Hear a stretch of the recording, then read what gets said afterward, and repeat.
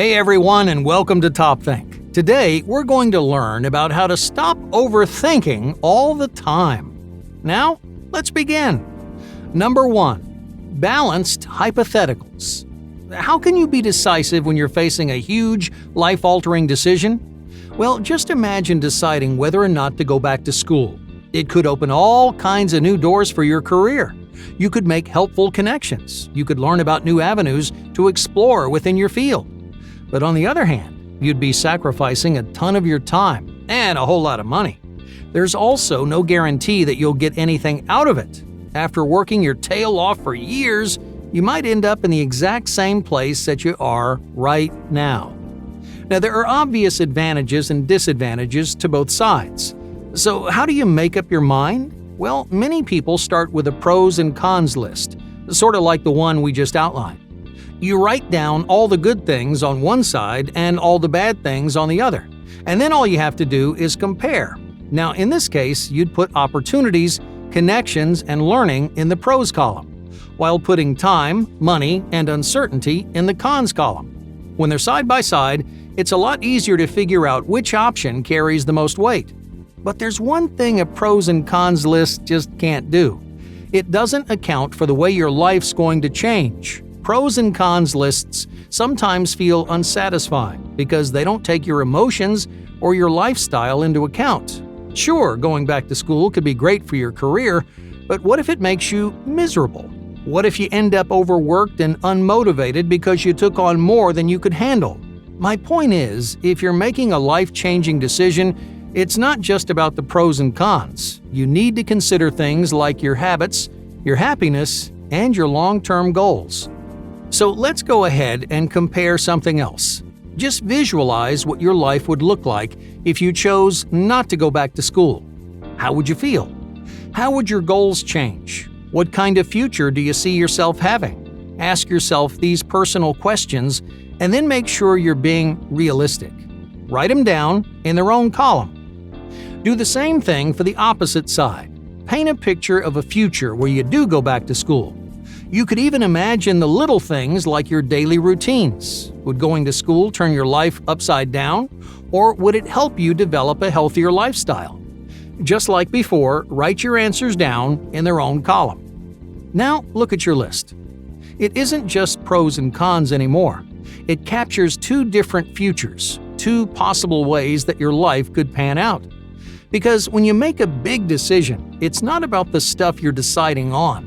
It's about how each path will shape you as an individual. So if you visualize your options, you can make decisions by choosing the you that you aspire to be. Number 2.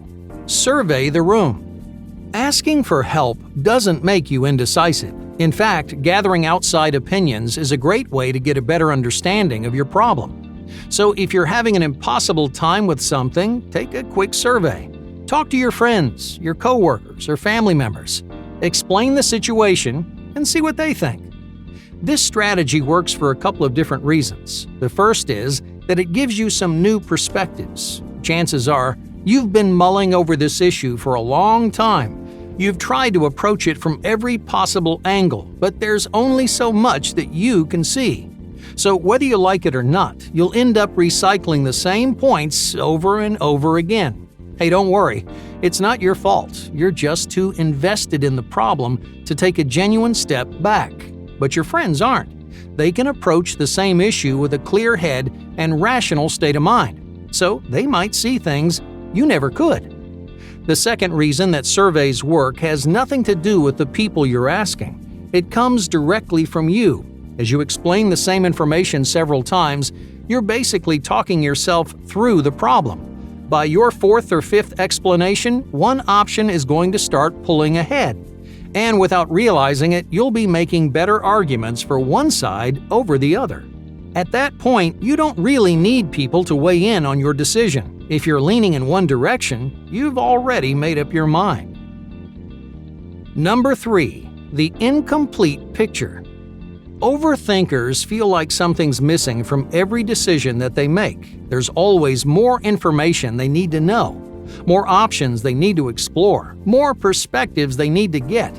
They keep searching and searching without realizing that they're diving way too deep. The truth is, an incomplete picture is still incredibly useful. Just imagine you're looking at a puzzle with a few pieces missing. You can still tell what the puzzle is, right? Well, a few missing pieces isn't going to turn a coral reef into an African safari. Decisions work the same way. They're going to be incomplete, but you know enough to make up your mind. So try to approach every decision knowing that you're not going to get everything you want. There will be loose ends, no matter how much you analyze it. But how do you know what information you can leave out? There's actually an easy way to narrow things down. You just need to figure out the pieces that you absolutely can't live without. Let's say you're trying to choose between two jobs. Just ask yourself what factors would make you choose one job over the other.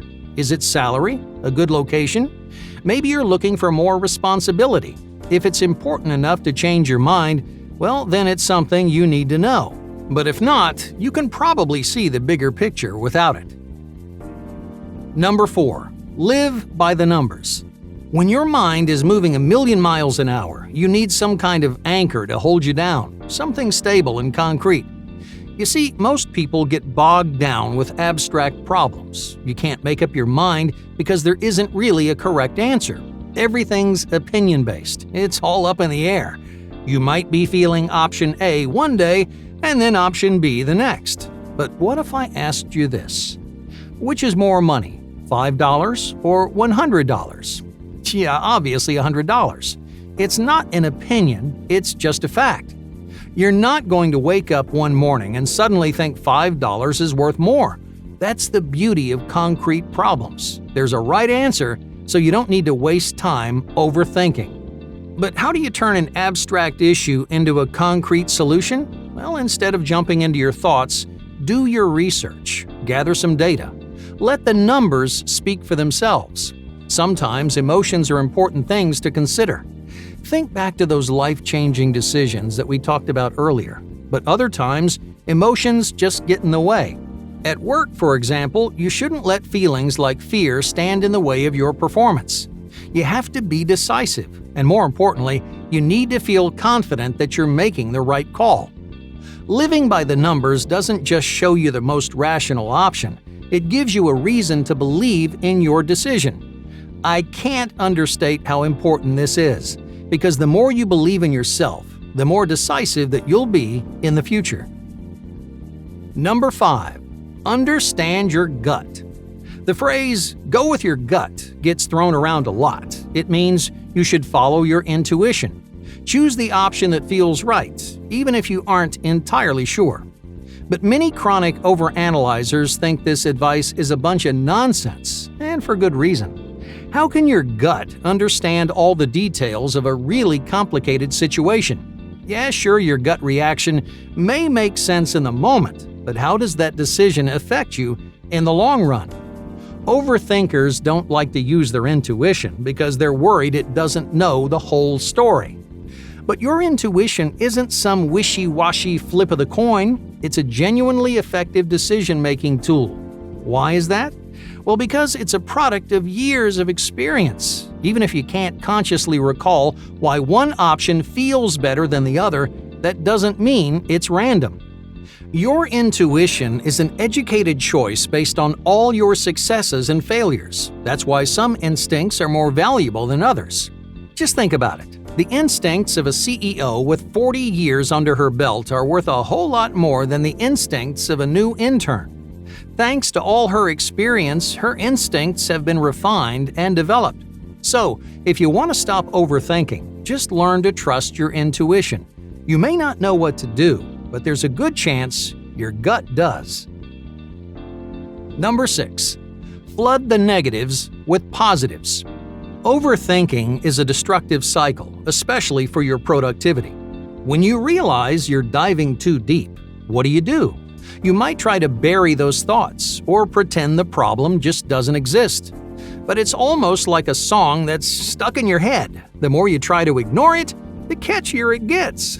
In other words, neglecting your indecisiveness means more stress, less focus, and a whole lot of negativity. So, what's the best way to free your brain from this frustrating cycle? Bring those thoughts into the light. Put them center stage, and then make an active effort to challenge them. You can do this yourself, but it helps to bring in some outside sources. Books, videos, and podcasts are all great tools to get you thinking about your decisions in a more positive way. They'll leave you feeling motivated and confident, which ultimately makes you more decisive. So instead of pretending your obstacles aren't there, get inspired to challenge and overcome them. Hey, thank you for watching Top Think, and be sure to subscribe because more incredible content is on the way.